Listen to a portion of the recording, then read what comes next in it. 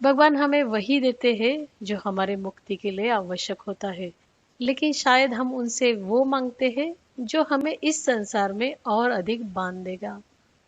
भगवद गीता अध्याय 1 श्लोका नंबर 19 से 21। सघोष धार्तराष्ट्राणां हृदयानि व्यधारयत नभश्च पृथिवीं चैव तुमूलो व्यानुनादयन् अथ व्यवस्थितान् दृष्ट्वा धार्तराष्ट्रान् कपिध्वजः प्रवृत्ते शस्त्रसम्पाते धनुरुद्यम्य पाण्डवः ऋषिकेशं तदा वाक्यम् इदमाह महीपते। अर्जुन उवाच सेनयोरुभयोर्मध्ये रथं स्थापयमेच्युत। वह भयंकर शब्द आकाश और पृथ्वी को गूंजता हुआ धृतराष्ट्र के पुत्रों के हृदय विदीर्ण करने लगा।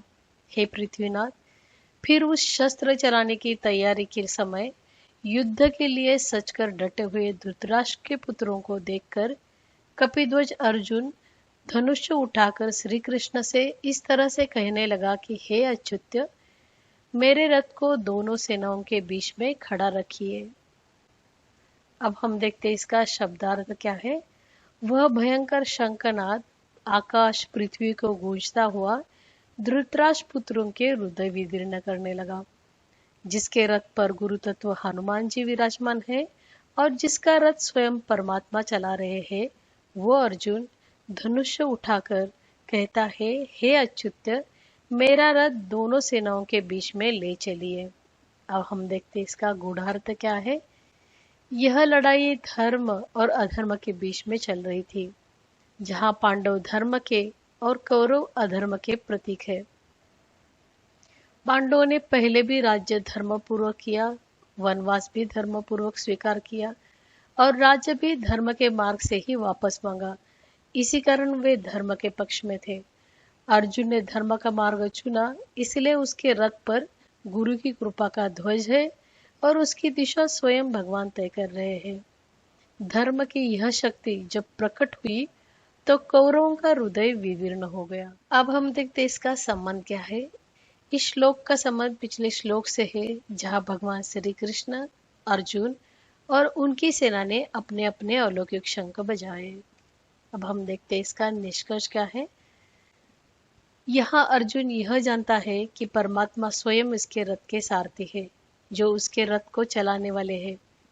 फिर भी वह मनमानी करता है। वह उनको आदेश देता है कि उसके रथ को कहाँ रखना है। ये हम सभी की स्थिति है। भगवान सर्वशक्तिमान सर्वज्ञ है, फिर भी हम उनके सामने हाथ जोड़ते हैं तो हम भी उन्हें बताने लगते हैं कि हमारे लिए क्या अच्छा है और क्या देना चाहिए, जैसे मानो भगवान को पता ही नहीं हमारे लिए क्या हितकारी है। भगवान हमें वही देते हैं जो हमारे मुक्ति के लिए आवश्यक होता है, लेकिन शायद हम उनसे वो मांगते हैं जो हमें इस संसार में और अधिक बांध देगा।